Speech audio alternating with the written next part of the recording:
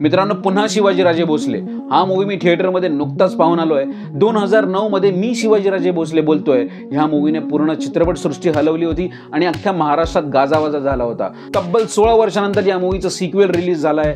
या मूवीने अपेक्षा भंग केल्या आहेत की अपेक्षांच्या पलीकडे जाऊन डिलिव्हर केलाय हे या व्हिडिओमध्ये जाणून घेऊया। सुरुवात करूया या फिल्मच्या कथानकापासून। जर तुम्ही या फिल्मचा ट्रेलर पाहिला असेल तर तुम्ही ह्या फिल्मची स्टोरी खूप इझिली प्रेडिक्ट करू शकाल। महाराष्ट्रातले शेतकरी कर्जबाजारी होऊन आत्महत्या करतात, आपल्या कुटुंबाचे मूलभूत गरजा भागल्या जात नाहीयेत म्हणून आत्महत्या करतायत। शिवाजी महाराजांनी जेव्हा स्वराज्य स्थापन केलं होतं तेव्हा बळीराजाचं खूप महत्त्वाचं स्थान होतं। महाराष्ट्रात बळीराजावरती होणारे अत्याचार पाहून महाराज पुन्हा पृथ्वीवरती येतात आणि सत्याच्या आधारावरती महाराज आरोपींना अद्दल घडवतात। अशी साधी सोपी गोष्ट आहे। पहिल्या भागात मराठी माणसाच्या स्वाभिमानाची गोष्ट होती, तर दुसऱ्या भागात शेतकऱ्यांचे प्रश्न उपस्थित केले आहेत। ट्रेलर पाहून विषय खूप प्रेडिक्टेबल होता, पण त्याची मांडणी कशी झाली हे खूप महत्त्वाचं आहे। ट्रेलर पाहून मी खूप हाय होप्स ठेवल्या नव्हत्या, पण फिल्मने मला डिसअपॉइंट नक्कीच नाही केलंय। या फिल्मचा सगळ्यात बेस्ट पार्ट आहे या फिल्मची रायटिंग। खूपच उत्तमरित्या संवाद लिहिले गेले आहेत। मराठी भाषेत किती गोडवा ही जाणीव होते। डायलॉग्स इतक्या श्राव्यात्मक पद्धतीने लिहिल्यात की तुमच्या अंगावरती नक्कीच शहारे येतील। फिल्मचा दुसरा बेस्ट पार्ट ज्याने मूवीला उचलून धरलाय म्हणजे फिल्मचं बॅकग्राऊंड म्युझिक। इंटेन्स सीन्स असू दे किंवा ऍक्शन सीन्स किंवा इमोशनल सीन्स, सगळ्या सीन्सला या बॅकग्राऊंड म्युझिकने खूप उचलून धरलंय। फिल्मचा ओपनिंग सिक्वेन्स डायरेक्ट ट्रॅजेडीने होतो आणि डायरेक्ट मुद्द्याला हात घातला होतो। तिथेच डायरेक्टरने ऑडियन्सला ग्रॅब केलंय। एक आखाडा मधला सिक्वेन्स आहे जिथे ऍक्शन झाल्यानंतर महाराज एक मोठा मोनोलॉग डिलिव्हर करतात आणि यार काय बॅटिंग केली आहे त्या सीन मध्ये यार। उफ, काय रायटिंग आहे आणि काय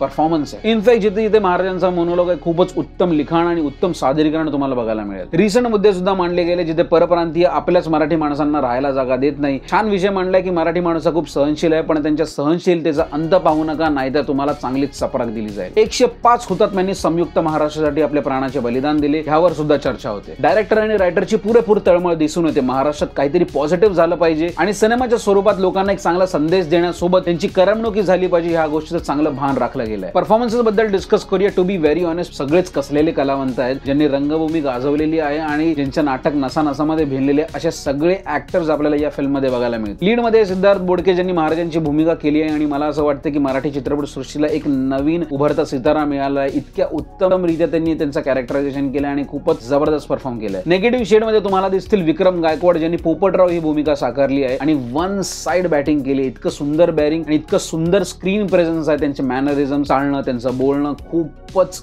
सुंदररित्या परफॉर्म केलंय, जबरदस्त। बाकी शशांक शेंडे सर, शयाजी शिंदे सर, विजय निकम सर, मंगेश देसाई सर, पृथ्वी प्रताप, रोहित माने, सिद्धार्थ जाधव, हे सगळे खूपच उत्तम कलाकार आहेत आणि सगळ्यांनी खूप उत्तम सादरीकरण केले। 10 on 10 for their acting performances. As an audience म्हणून मला वाटतं अजून काही गोष्टी चांगल्या होऊ शकल्या असत्या, त्या सुद्धा या व्हिडिओमध्ये आपण डिस्कस करूया। महाराज जेव्हा पुन्हा पृथ्वीवरती येतात तो ट्रिगर पॉईंट अजून बेटर होऊ शकला असता। जेव्हा दिनकरराव पहिल्या पार्ट मध्ये फ्रस्ट्रेट झालेला असतो आणि जेव्हा मराठी अस्मितेचा प्रश्न येतो तेव्हा त्याच्या स्वप्नात महाराज येतात आणि मग तिथून बदल घडायला सुरुवात होते। तो ट्रिगर पॉईंट खूप चांगला रीत्या हँडल केला होता। तसं मला वाटतं की हा पण पॉईंट अजून जरा बेटर होऊ शकला असता तर ॲज अन ऑडियन्स म्हणून मजा आली असती। एक आयटम सॉन्ग सुद्धा या मूवीमध्ये, मला असं वाटतं जर हे नसलं असतं तरी चाललं असतं किंवा चांगले लिरिक्स किंवा अजून चांगलं प्रेझेंटेशन असतं या सॉंगचं तर अजून थोडा मूवी अपलिफ्ट झाला असता। आखाडामधला सुद्धा एक ऍक्शन सिक्वेन्स आहे, मला असं वाटतं तो खूप लेंदी झाला, जरा ड्रॅग झाला। जर तो कट केला असता एडिट मध्ये तर बेटर झाला असतं। आणि सिद्धार्थ जाधवचा लुक या फिल्म मध्ये खूप मेडअप वाटतो बॉस। उस्मान पारकर लगेच सगळ्यांचीच। उस्मान पारकर आता उस्मान खिल्लेरी झालाय। लोकांमध्ये दहशत निर्माण करण्यासाठी किंवा दरारा निर्माण करण्यासाठी तो जो लुक दिलाय तो जरा अनवॉन्टेड वाटतोय। क्लायमॅक्सच्या थोडा आधी सेकंड हाफ मध्ये मूवी खूप ड्रॅग होतो, जिथे सिद्धार्थ जाधवचा ट्रॅक चालतो, पोपटरावचा ट्रॅक चालतो, महाराजांचा वेगळा ट्रॅक चालतो। इथे एवढं सगळं चालू असताना ऑलरेडी इमोशनली पीक वरती मूवी ठेवला गेला आहे आणि हे सगळे सीन चालू होतात आणि इमोशनली कुठेतरी ऑडियन्स डिटॅच होऊन जाते असं मला वाटतं। ते जर नसतं झालं किंवा जरा त्याला शॉर्ट केलं असतं तर इमोशनली ऑडियन्स